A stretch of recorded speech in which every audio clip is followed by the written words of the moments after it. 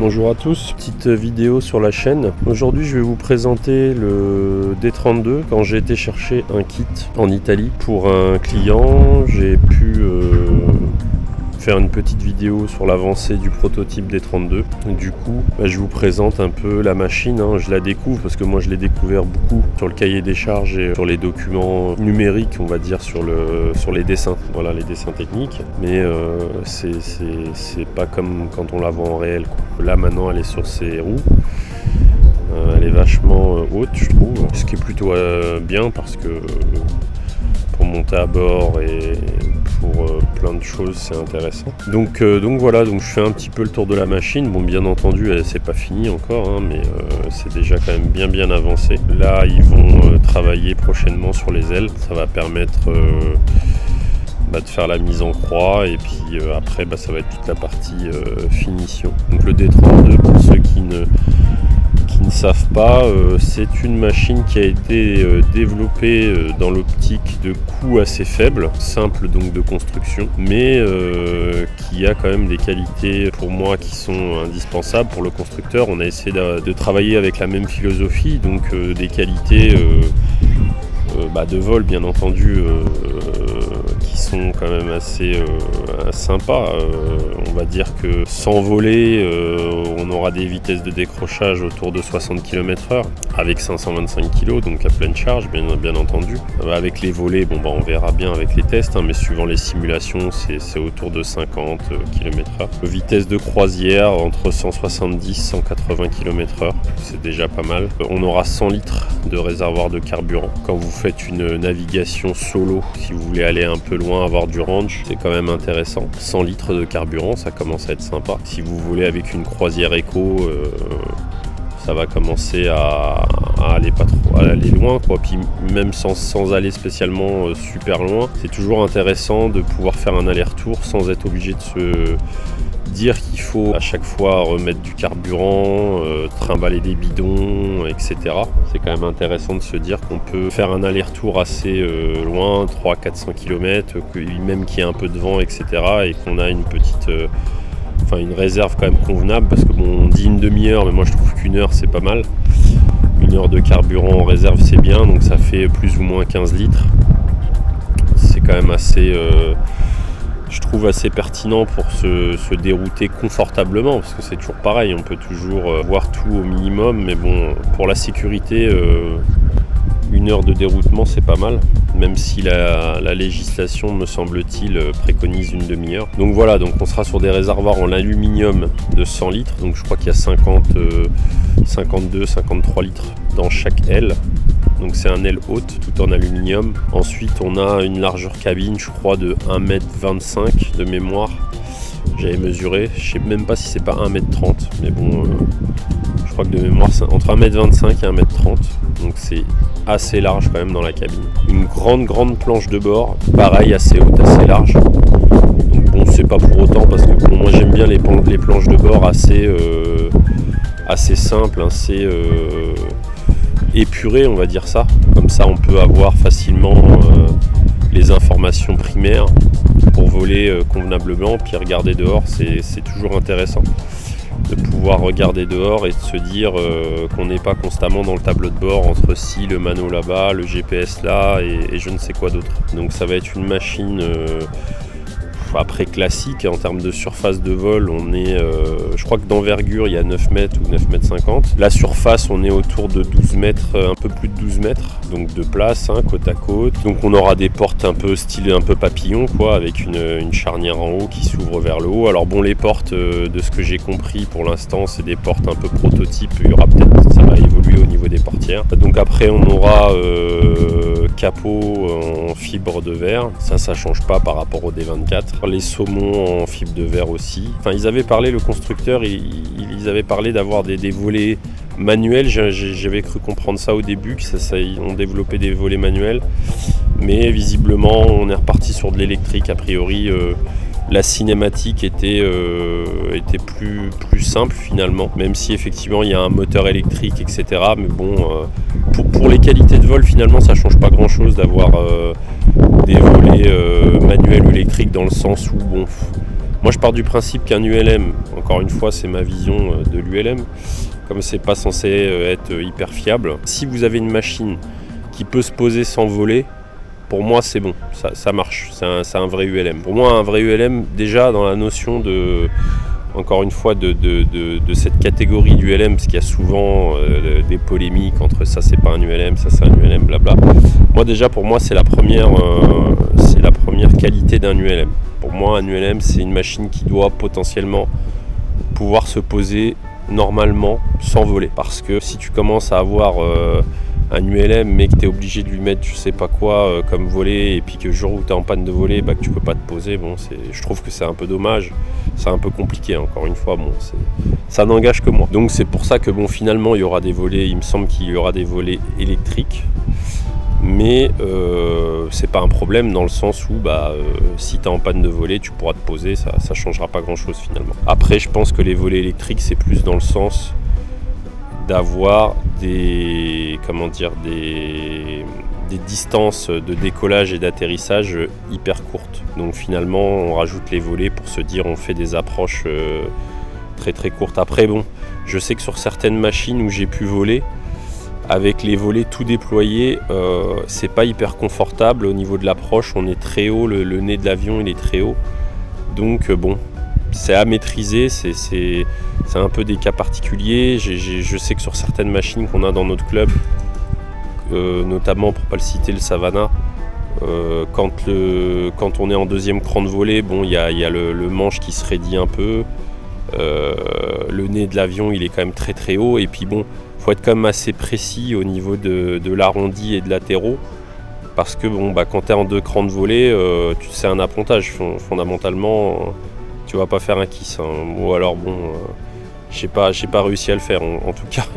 Je me suis peut-être pas assez entraîné, mais bon, quand tu as deux crans de volée, c'est un peu délicat, ça change complètement le comportement de la machine. Mais j'ai envie de dire, comme toutes les machines, dès qu'on commence à mettre les volets, donc voilà. On va aller dans la simplicité. Le but de cette machine, c'est quoi? C'est de sortir une machine accessible. Alors quand je dis accessible, c'est en termes de prix et en termes de pilotage bien entendu, parce que bon, si c'est pour faire une machine pas chère mais que finalement c'est trop compliqué à piloter ou ça demande des capacités ou je ne sais quoi, il n'y a pas d'intérêt. Le but c'est d'avoir une machine que tout le monde peut prendre en main facilement et qui soit abordable en termes de coût, parce que finalement j'aimerais vraiment sortir cette machine, on va dire équipée de base, on va dire avec l'équipement classique, donc radio, transpondeur, parachute, à 60 000 €.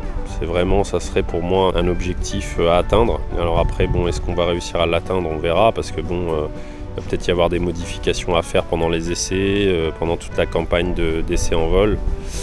Donc c'est jamais facile de dire est-ce qu'on va réussir à atteindre l'objectif. Mais en tout cas, tout a été réfléchi et pensé autour de ça. Donc après, il y a toujours des personnes qui pourront dire oui, mais ça c'est pas pratique, oui, mais si, mais ça. Oui, mais à un moment donné, on peut pas tout avoir. On peut pas faire une machine qui est pas chère, qui vole assez bien, qui est réparable facilement, qui est robuste, qui est fiable. Et voilà, enfin tous ces critères-là, j'en ai quand même donné 5. Donc prix abordable, facile à voler, facile à entretenir, robuste.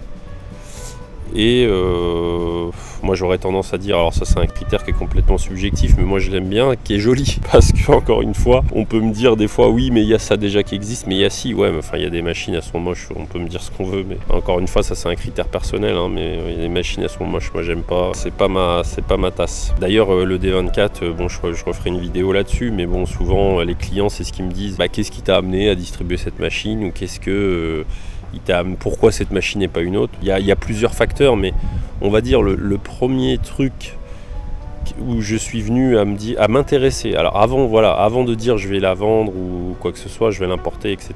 Le premier critère, c'est que je l'ai trouvée belle en fait. Je l'ai trouvée belle. Bon voilà, puis après j'ai creusé, bon, on est amené à s'intéresser à elle. Pour en revenir sur le D32, donc au niveau des sièges, bon, on va quand même, je pense, garder comme dans le D24 des sièges qui sont réglables. Alors ça sera réglable manuellement, parce que oui, il faut savoir que dans le D24 c'est des sièges en options qui sont réglables électriquement. Pourquoi? Parce que bon, déjà le moteur électrique, bon, c'est encore une fois on va dire bon, c'est toujours 300-400 grammes, mais bon, c'est surtout que c'est bien pratique parce que quand vous êtes à l'intérieur, vous avez juste à appuyer sur un bouton pour avancer votre siège, plutôt que de tourner une molette ou d'avoir un espèce de système à régler. Mais enfin, je sais qu'il y a certaines machines, il faut régler son siège avant de rentrer dedans, après on peut plus le régler. Et c'est quand même important d'avoir une attache de siège qui est cohérente, qui est robuste, parce que bon, bah, si vous avez un siège qui est amené à bouger pendant le vol, ça peut être très très dangereux. Alors après, au niveau de la cinématique, on sera toujours sur un volant, comme j'ai pu le dire. L'usine développe ses machines autour de la philosophie du volant. Moi, ça me dérange absolument pas, comme j'ai déjà pu le dire. Je trouve que c'est même, sur tout ce que j'ai volé jusqu'à maintenant, je trouve que c'est ce qu'il y a de mieux. Mais bon, encore une fois, ça n'engage que moi. Il y aura un volant, ça sera pas un manche. Donc après, au niveau de la cinématique des commandes, bah, ça sera donc volant, volet électrique, commande des gaz et de frein central. Donc là aussi pareil, ce qui est bien, c'est que bon, bah, commande de gaz, on n'a pas besoin de la doubler parce que finalement elle est au milieu. Donc si vous avez un instructeur, vous êtes en école, bah, l'instructeur il peut très bien avoir la main gauche sur la manette de gaz, vous la main droite, il n'a pas besoin de se pencher, c'est facile, ça tombe sous la main. Donc il n'y a pas besoin de doubler la commande de gaz. Encore une fois, ça réduit les coûts, puis ça réduit potentiellement aussi le poids parce que vous avez juste une manette au milieu avec des câbles qui vont au carburateur. Ensuite, commande de frein pareil, au milieu. Encore une fois, bah voilà, il n'y a pas besoin de dédoubler au niveau des palonniers, de remettre des freins en palonnier à droite, parce qu'il y a plein de machines où elles ont les freins comment dire, qu'à gauche, il faut les dédoubler au palonnier, ou après il y a des, comment dire, soit des constructeurs ou des personnes, des propriétaires ou des écoles qui ont fait mettre des espèces de leviers de frein de moto sur les manches. Alors moi, bon, je trouve ça pas pratique du tout. Mais bon, encore une fois, ça n'engage que moi, mais je trouve ça pas pratique. Je trouve que ça fait bricoler en plus, ça fait pas propre. Mais là, ça sera commande de gaz donc centrale, commande de frein centrale, frein de parc pareil, un tout petit robinet qui bloque le frein de parking. Donc c'est facile, on tire, on bloque le robinet. On tire, on débloque, on déverrouille le robinet, voilà, et puis après on tire sur la manette pour freiner, classique. Alors donc oui, ça sera une cellule complètement en aluminium, donc il n'y a pas de partie métallique, on va dire tubulaire, et puis après de l'aluminium qui se rapporte dessus. Non, là la structure elle a été complètement développée. Alors bien entendu, il y aura quand même le bâtimoteur qui est en acier, ça va de soi, enfin quoique... on pourrait peut-être toujours l'imaginer peut-être en aluminium ou j'avais pensé ça d'ailleurs, je ne sais pas si c'était faisable pour gagner un peu de poids de le faire en aluminium ou de le faire dans un autre matériau, mais bon après de toute façon c'est toujours une histoire de compromis entre le choix d'un matériau et comment il va s'intégrer à votre projet, à votre machine, ou le rapport prix-poids. Bien sûr, c'est toujours une chose importante, parce que des fois, pour gagner pas beaucoup de poids, vous êtes amené à avoir un matériau qui va être excessivement cher, donc le jeu n'en vaut pas la chandelle. Encore une fois, cette machine, elle a été développée avec une philosophie même si, comme j'ai donné plusieurs facteurs, mais les trois facteurs franchement qui vont retenir, c'est quand même le prix de la machine, la facilité de pilotage et la fiabilité, robustesse, fiabilité. Moi, bon, j'englobe ça un peu dans la même chose, quoi. Robuste et fiable, bon, forcément, enfin, c'est difficile de dire que quelque chose est fiable si elle n'est pas robuste, quoi. Donc c'est pour ça que grâce à ce moteur-là, grâce à des personnes qui travaillent dans le sens de faire une machine facile à construire, facile à piloter, à prendre en main, etc., on va peut-être réussir à faire quelque chose de sympa. Puis après, il faut qu'aussi les gens ils fassent confiance, à nous faire confiance, à essayer la machine, et puis je pense qu'ils ne seront pas déçus. Si les critères principaux c'est ça, c'est d'essayer de voler le plus possible à moindre coût avec une machine sympa, et ben ça va matcher, ça c'est une certitude. Voilà, donc je vous en dis pas plus pour le moment, c'est surtout que bon, j'ai déjà bien défriché le terrain. Je vous laisse découvrir la vidéo, la deuxième vidéo où j'ai tourné donc à l'usine l'avancée de la construction du prototype. Et je vous dis à bientôt sur la chaîne pour en savoir davantage. Allez, on est à l'usine Alba Aviation. On va vous présenter le futur D32 qui est en cours de montage derrière moi. Voilà, comme vous pouvez voir. Une belle machine. Moi je vais tourner la caméra, ça sera plus simple. Bien avancé depuis ma dernière visite. On peut voir le capot qui est monté, l'échappement qui est fait, la fourche, le bâtimoteur. Donc moi j'avais demandé des grosses roues. Voilà, donc c'est des roues en 8 pouces. De toute façon, pour une machine comme ça, je pense que c'est un standard. Après, ce que je suis impressionné, c'est que la machine, elle est big. Je sais pas si on se rend compte dans les vidéos. Donc, a priori, le poids est respecté, j'espère. j'espère. Donc là, on a toutes les pièces pour les ailes. Ils vont commencer les ailes. Là, c'est la partie empennage horizontale. Alors, la partie arrière, il n'y a pas eu de gros changements, je crois, depuis. Là, c'est... un début d'aile a priori. Donc pareil, prototype de portière. Donc après la configuration, moi j'avais fait des sièges comme j'aimais bien, des beaux petits sièges. Bon, le tableau de bord n'est pas encore configuré, mais on peut voir qu'il y a déjà volet électrique et le trim. Ensuite, en ce qui concerne les commandes de gaz, voilà, bien sûr c'est pas fini, mais les commandes de gaz, ça sera toujours une commande centrale. Donc l'avantage qu'on a, c'est que quand on a un instructeur en place droite, il a tout de suite la main sur les gaz ou sur les freins. Pareil, ça c'est la commande de frein. Donc ça, je trouve que c'est une bonne chose d'avoir le tout en centrale. Comme ça, finalement, le frein, là ici, il y aura un petit robinet pour le frein de parc, la commande de gaz, et après volet trim directement sur la console centrale. Donc on peut voir que le pare-brise pareil est assez costaud. Après on a deux petites vitres là-haut, je trouve pas ça foufou, et deux petites vitres comme ça là, ça va pas être hyper visible, mais bon, après on peut pas non plus avoir on peut pas tout avoir. Donc après, comme on peut voir, il y a de la hauteur pour rentrer dedans. Là, ça va être dur de faire la manip comme je suis tout seul, mais pour rentrer dedans ça va être je pense assez simple, surtout qu'on va pouvoir monter sur la roue. Hop, voilà. Ça me fait profiter on puisse voir de cette partie là. Voilà.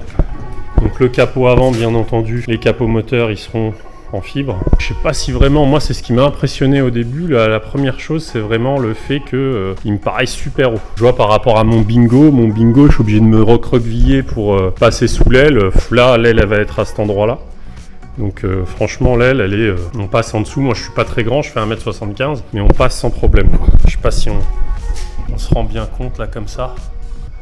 Vraiment il est super haut. De la garde derrière on a, je crois j'ai mesuré 1m20. Ce qui fait que on va pouvoir le cabrer assez fortement. Il n'y a pas de problème à ce niveau-là. Donc voilou, l'avancement du D32. Donc bon, j'avais bon espoir d'aller à Blois avec, mais je pense que ça va être cuit parce que je priorise les livraisons des clients. Et puis ça, comme c'est un prototype qu'on voudrait peut-être produire en série à partir de l'année prochaine. On verra. Enfin, c'est compliqué. Enfin, fabriquer un avion, même si à la base c'est quand même un dérivé du D24, mais c'est pas du tout un D24, c'est pas du tout la même chose, c'est vraiment complètement différent. On peut voir que les capots, ça ressemble beaucoup, mais c'est quand même pas la même chose. Le derrière, c'est pas pareil. C'est un avion qui a été, c'est un ULM dans la classe ULM qui a été pensé pour être fabriqué facilement, mais il y a quand même du développement, pas que ça se fait pas comme ça. Ça se fait pas comme ça aussi facilement qu'on peut croire, étant donné que en fait finalement, il s'en rapproche, mais tout est pas pareil quoi. Ça a été pensé pour être beaucoup plus simple à fabriquer et donc plus facile à construire et donc moins cher, parce que c'est mon objectif, c'est de proposer une machine qui est abordable pour les clubs, pour les particuliers, pour les écoles, pour les professionnels, pour tout le monde finalement, qu'on puisse retrouver un ULM qui a des bonnes caractéristiques, un prix défiant toute concurrence, parce que vraiment l'objectif final c'est celui-ci, c'est d'avoir une machine qui est robuste, qui vole quand même assez rapidement. Moi je tablais sur un minimum de 160, 170 ça serait bien, mais bon on verra, on va pas être trop optimiste, mais c'est surtout qu'il va avoir des capacités stall, donc c'est une machine qui va décrocher. Alors déjà on avait ces capacités là sur le D24, mais alors là le but du jeu c'est que ça soit encore beaucoup plus stall. Ça j'ai pas trop de problème à y croire, parce que déjà sur le D24 on a ces capacités là, donc là-dessus avec 2 mètres de plus au niveau de la surface de l'aile, je pense qu'il n'y aura pas trop de soucis. Ils ont fait aussi l'empennage arrière horizontal pardon. Donc voilà, non bah ça a bien jobé en quelques mois, sachant que c'est une machine qu'ils font à côté de la série des D24 des clients, donc comme c'est un proto encore une fois, donc forcément c'est pas une machine qui est à temps plein en termes de développement. Étant donné que ça reste des artisans. C'est vrai que je pensais à ça l'autre fois quand j'ai échangé avec le concepteur Giorgio. Il faut quand même savoir que c'est des machines où il y a plus de 20 000 rivets, c'est-à-dire 20 000 rivets, 20 000 trous, il faut quand même les poser, tout est fait à la main. C'est quand même, on se rend pas compte, mais il n'y a pas de robot qui vient tout fabriquer, quoi. C'est quand même tout fait à la main. Franchement, les gars, moi je leur dis chapeau parce que c'est quand même un travail extraordinaire, quoi, ce qu'ils font. Franchement, c'est incroyable. En tout cas, pour ma part, je trouve que c'est incroyable. Donc là, j'essaye de faire une vue comme ça. Je trouve que ça fait sympa pour essayer de vous donner un peu l'aperçu. Mais vraiment, je sais pas comment ça va rendre dans la vidéo, mais en tout cas, moi, je le trouve impressionnant. En tout cas, en termes de dimension. Après, bon, bah, j'espère surtout que ça va respecter les poids. Visiblement, c'est le cas. Parce que j'ai vraiment insisté là-dessus. Parce que bah, si ça respecte pas les poids, ça sert absolument à rien de développer une nouvelle machine si on n'est pas dans les clous. Parce qu'on a beau dire la norme 525 kg avec parachute, mais c'est pas pour autant, même si on a on va dire on peut faire un peu plus de poids à vide, mais moi je veux quand même une machine qui soit légère, parce que c'est quand même la base, avoir une machine légère, ça vole quand même avec le 100 chevaux, on arrive à un truc sympa. Voilà ce que je peux vous dire sur le D32 qui va prochainement sortir, j'espère, pour vous le faire découvrir en vol, et puis fini avec sa petite peinture, sa petite déco. Ça va être bien sympathique. À bientôt.